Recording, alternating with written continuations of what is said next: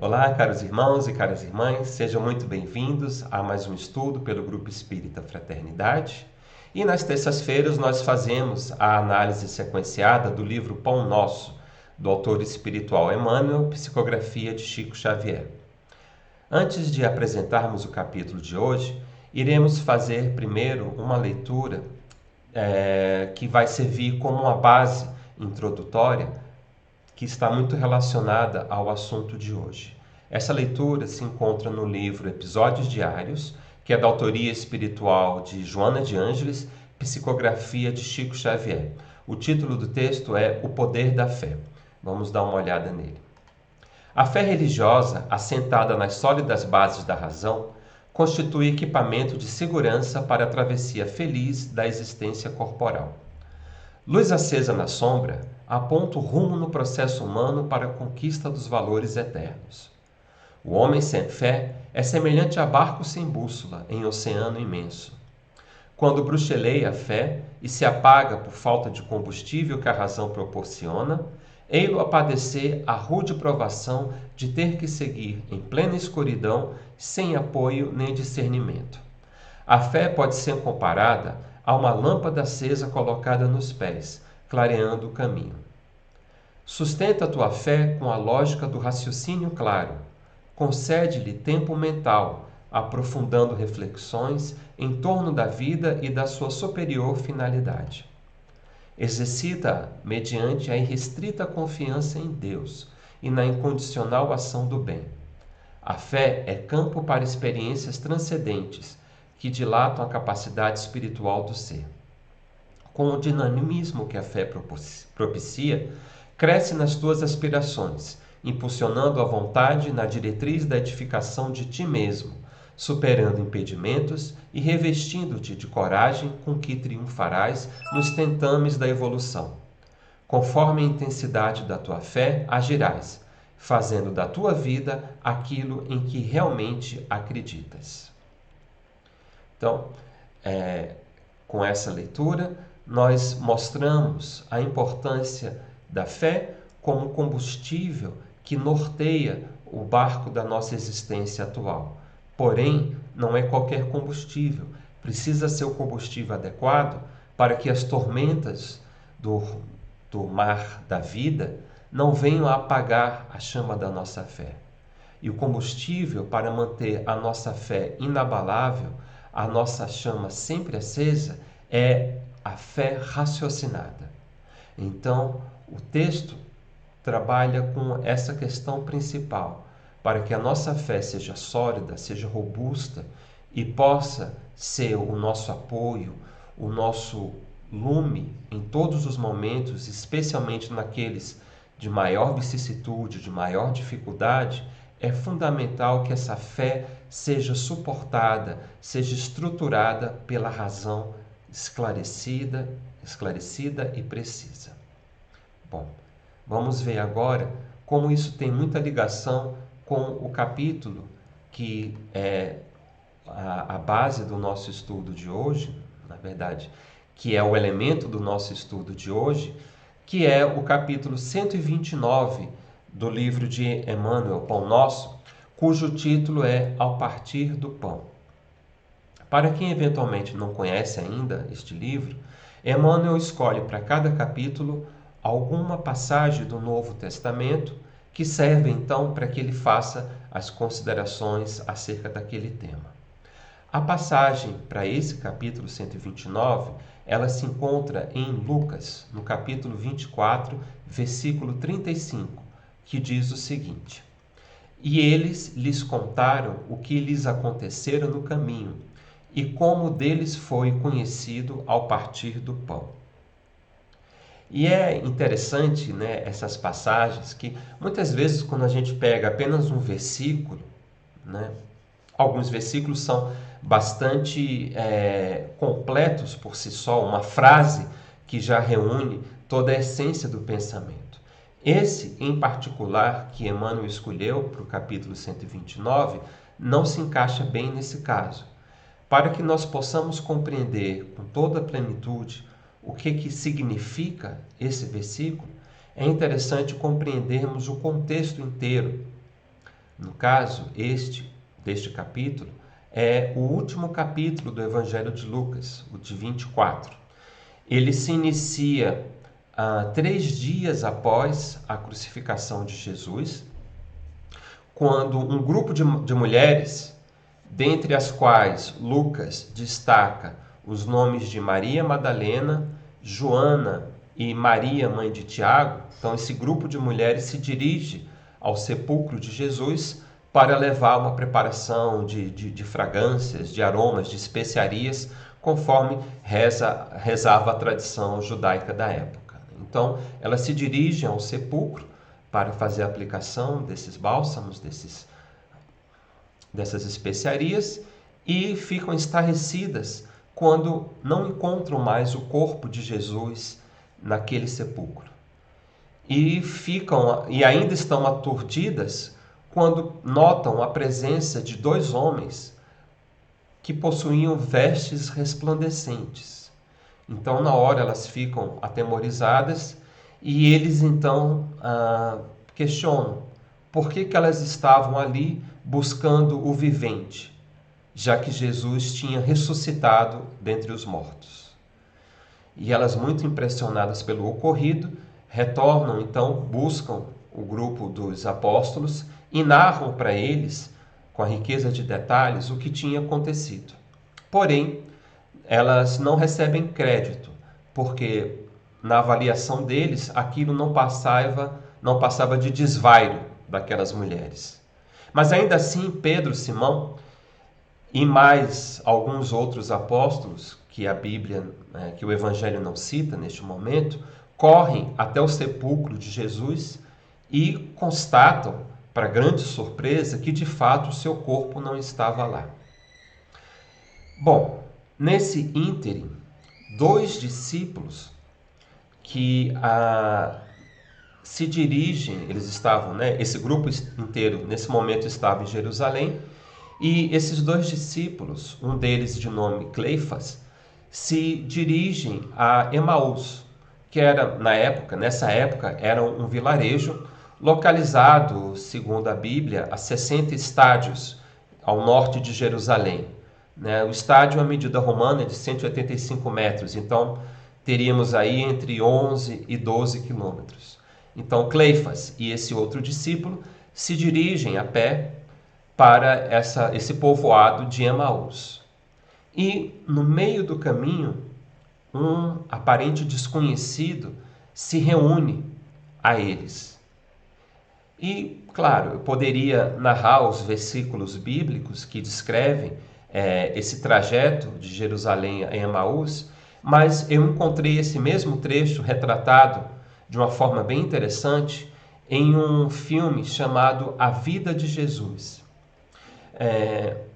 Claro que toda obra cinematográfica precisa de algumas adaptações, mas esse trecho eu achei que ele ficou muito bem montado para representar a narrativa que está entre, se eu não me engano, o versículo 13 e o 35 do capítulo 24 do Evangelho de Lucas. É um trecho pequeno de 3 minutos. Vamos dar uma olhadinha que ele é bem interessante. E de como ele voltou dos mortos, ressuscitado, como havia sido predito por todos os profetas. Que palavras são essas que, caminhando, trocais entre vós? E por que estáis tristes? És tu só peregrino em Jerusalém e não sabes as coisas que nela têm sucedido nestes dias? Observem que eles não reconhecem que é Jesus que está ali. Para eles é apenas um desconhecido. Que foi homem, profeta, poderoso em obras e palavras diante de Deus e de todo o povo. E como os principais dos sacerdotes e os nossos príncipes o entregaram à condenação de morte e o crucificaram. E nós esperávamos que fosse ele o que remisse Israel. Mas agora, sobre tudo isso, e já hoje o 3º dia desde que essas coisas aconteceram, é verdade que também algumas mulheres dentre nós nos maravilharam, as quais de madrugada foram ao sepulcro e, não achando o seu corpo, voltaram dizendo que também tinham visto uma visão de anjos que dizem que ele vive. E alguns dos que estavam conosco foram ao sepulcro e acharam ser assim como as mulheres haviam dito. Porém, a ele não viram.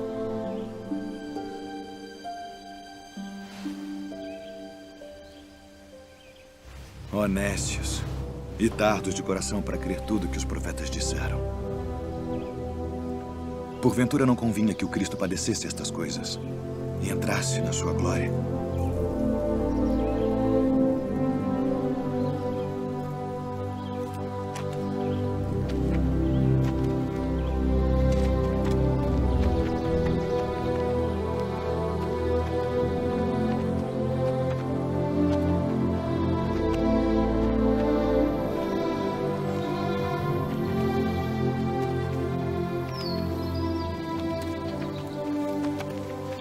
Fica conosco, porque já é tarde e já declinou o dia.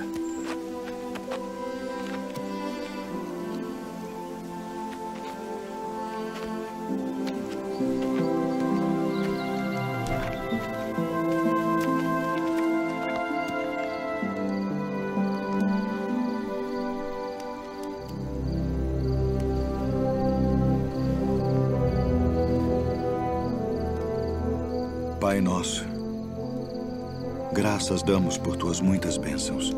Amém. Amém.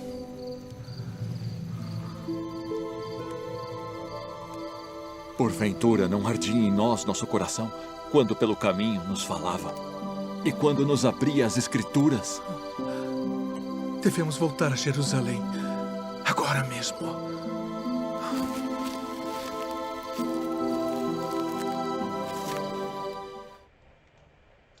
Então, veja, bem interessante, né? Ficou muito bem representado, né? Então, eles estavam indo no caminho para Emaús, estavam chocados, desolados, abatidos, né, pela recente crucificação do Mestre, de Jesus, e vinham comentando os acontecimentos, né, em tom pesaroso, quando um suposto desconhecido se aproxima, né, como vimos, pergunta, né, o porquê dessa tristeza, né, e a passagem de Lucas narra nesse ponto que eles não reconheceram que aquela pessoa era na verdade Jesus, né? Então provavelmente Jesus utilizou algum artifício para bloquear a capacidade deles de reconhecer a sua fisionomia, e aí, né, começa a dialogar com eles.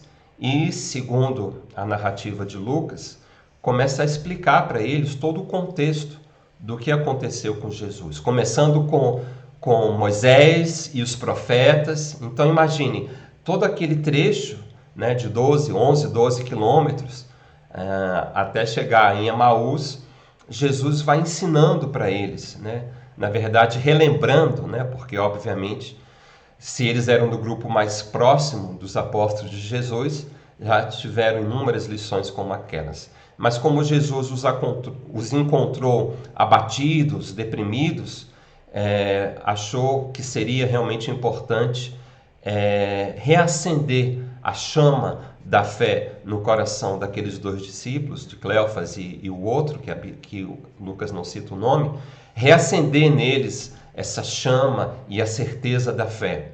E aí, quando eles já estão chegando ao destino final dos discípulos, né, Jesus faz como quem continuaria andando ainda, né, quem seguiria mais uma jornada. E então os dois que estavam maravilhados com a companhia daquele desconhecido, né, com o qual se sentiam tão bem e que trazia ensinamentos tão preciosos, mas ainda sem se atentarem para o fato de que aquele desconhecido era Jesus, o convida para que fosse ceiar com eles, né? E nesse momento, então, né, eles já estão começando a ceia quando Jesus parte os pães.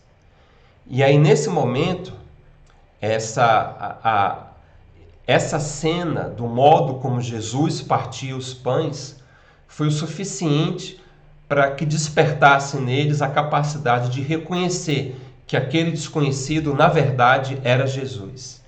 Então, Jesus fez de propósito, né, obviamente, né, utilizou aquele momento, aquela cena, né, o modo como ele repartia os pães, para resgatar na memória deles aquele momento familiar e então fazê-los recuperar a capacidade de o identificarem como Jesus. E nesse momento, então, segundo a narrativa de Lucas, Jesus desaparece diante deles. Então, retomando justamente esse ponto do Evangelho de Lucas, eu volto aí mais 1 ou 2 versículos antes daquele que Emmanuel escolheu para esse capítulo 129, só para a gente fechar, né, essa passagem em si. Então vamos incluir aqui mais 2 ou 3 versículos, 2 versículos, e nós temos o seguinte: e na mesma hora, levantando-se, tornaram para Jerusalém, e acharam congregado os 11, e os que estavam com eles, os quais diziam: ressuscitou verdadeiramente o Senhor, e já apareceu a Simão. E agora sim, o versículo de Emmanuel: e eles lhes contaram o que lhes acontecera no caminho, e como deles fora conhecido no partir do pão. Então agora sim, agora a gente tem o contexto completo para entender o versículo que Emmanuel escolheu, né? Então, eles narraram tudo o que aconteceu para os 11, que inclusive disseram que nesse período Jesus também já tinha aparecido a Simão. E continuando no versículo 36, logo após esses 2 discípulos relatarem o que ocorreu, Jesus aparece entre eles, entre esses 13, né, causando um grande espanto. E aí Jesus traz belíssimas explicações e depois os convida para fora, até Betânia, onde ele então, finalizando o Evangelho de Lucas, ele então ascende aos céus, né? Então esse é o capítulo 24 inteiro. E o que Emmanuel tira desse versículo em particular, desse versículo 35, para que a gente possa utilizar aqui como base, né? Qual que é a lição principal que Emmanuel quis colocar para que a gente pudesse refletir a respeito? É justamente que um paralelo que se pode traçar entre essa passagem do caminho a Emaús e a nossa vida. Porque quantos de nós, na jornada para Emaús, que seria a nossa existência, né, esta encarnação na Terra, quantos nós não reconhecemos Jesus, mesmo quando Ele caminha ao nosso lado? Ou seja, fazendo um paralelo, portanto, com o primeiro texto que nós lemos, de Joana de Ângeles, né, do livro Episódios Diários, quando a nossa fé ela se enfraquece, quando a nossa chama ameaça apagar, nós estamos muitas vezes ao lado de Jesus, caminhando conosco, através dos seus inúmeros mensageiros, seja através, por exemplo, de uma palavra, de uma frase ingênua, mas profundamente verdadeira de uma criança, ou a um idoso que compartilha conosco uma parcela da sua experiência de vida, ou mesmo um texto espírita ou cristão que nos chega às mãos, um livro, uma mensagem no WhatsApp, algo assim. Quantas vezes Jesus está tentando falar para nós sobre Moisés, os profetas e toda a grandeza do seu evangelho, e nós cismamos em não reconhecê-lo, porque no nosso utilitarismo costumamos identificar a fé com, segundo as palavras de Emmanuel, com as vantagens que nos aguardam no imediatismo da luta humana. Nós achamos que, por estarmos trilhando o caminho do Cristo, que o encontramos de forma mais límpida na doutrina espírita, achamos que, simplesmente por isso, estamos imunes às vicissitudes da vida, que não enfrentaremos dificuldades econômicas, que não teremos que lidar com a doença, com a enfermidade do corpo físico, que estamos imunes às traições, às decepções, enfim, a todos os aguilhões que fazem parte da nossa provação ao recebermos este corpo de carne. O que é, na verdade, uma expectativa muito ingênua, porque no próprio Evangelho nós temos inúmeros exemplos de que todos os evangelistas passaram por grandes tribulações, apesar e, na verdade, exatamente por serem porta-vozes e portadores do estandarte do Cristo. O próprio Mestre, Espírito perfeito, puro de qualquer mácula, isento de qualquer pecado, foi assassinado da forma mais infame, que era aquela destinada aos piores criminosos, que era a crucificação. Então, se nem Jesus esteve inacessível ao sofrimento humano, porque nós, espíritos imperfeitos, que somos portadores de extensa ficha criminal diante da justiça divina, por que nós esperaríamos algo diferente? O fato de sofrermos, o fato de estarmos vivenciando momentos de grande dor, não é sinal de que estamos abandonados pelo Cristo. Não é indicativo de que Ele descuida de nós, de que a providência divina nos abandonou. De forma alguma. Estamos no mundo de provas e expiações. Portanto, só podemos esperar dessa existência provas e expiações. A grande diferença é que, quando temos acesa a chama da fé, o barco da nossa vida ruma com destino certo e executa um traçado inabalável. Podemos enfrentar as maiores tempestades, podemos mesmo passar, falando dos barcos a velas, por períodos de estiagem onde os ventos quase não sopram o nosso barco para que ele siga adiante, mas mesmo assim estaremos seguros na condução dessa nau que é a jornada terrestre.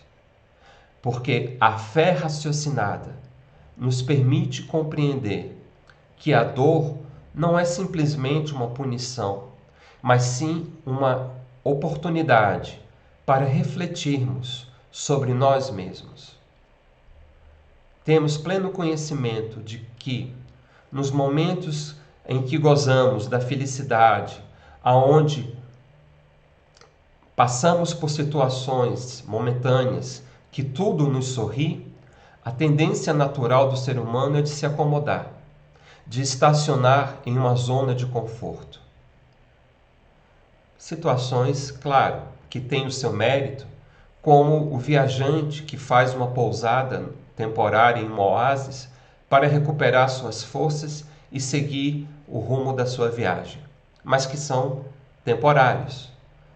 É impossível imaginarmos uma existência de puro deleite, onde só viveremos felicidades, alegrias e satisfações. Isso só existe nas redes sociais, porque a vida real não é assim.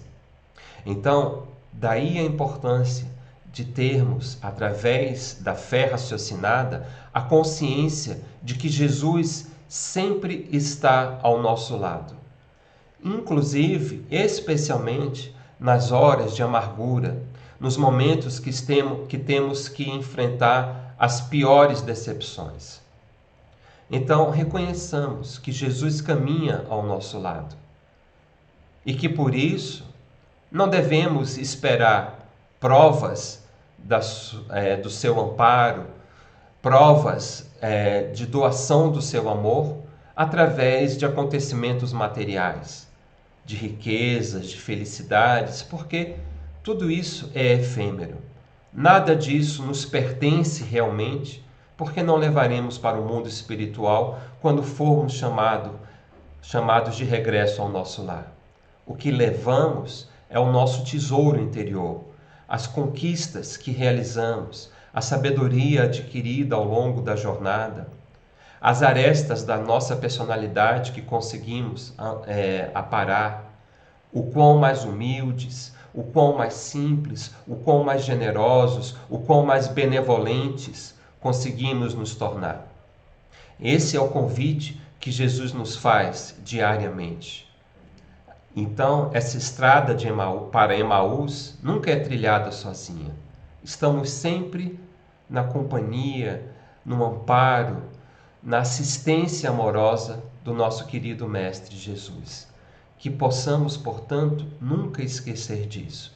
E quando tivermos que atravessar os trechos mais pedregosos, quando a estrada se encerrar momentaneamente e tivermos que atravessar os espinheiros para continuar a nossa jornada, que a nossa fé não esmoreça, que não nos sintamos abandonados, que saibamos que Jesus está conosco, nos orientando, nos amparando. Basta para isso nos esforçarmos para reconhecê-lo. Não buscá-lo nos sinais dos gozos e das facilidades da vida material, porque tudo isso é temporário, é ilusório e muitas vezes é posto em nossa existência para testar a firmeza dos nossos propósitos e a robustez das nossas conquistas morais. Então, estejamos atentos, marchemos com Jesus nas horas de amargura e nas horas de felicidade.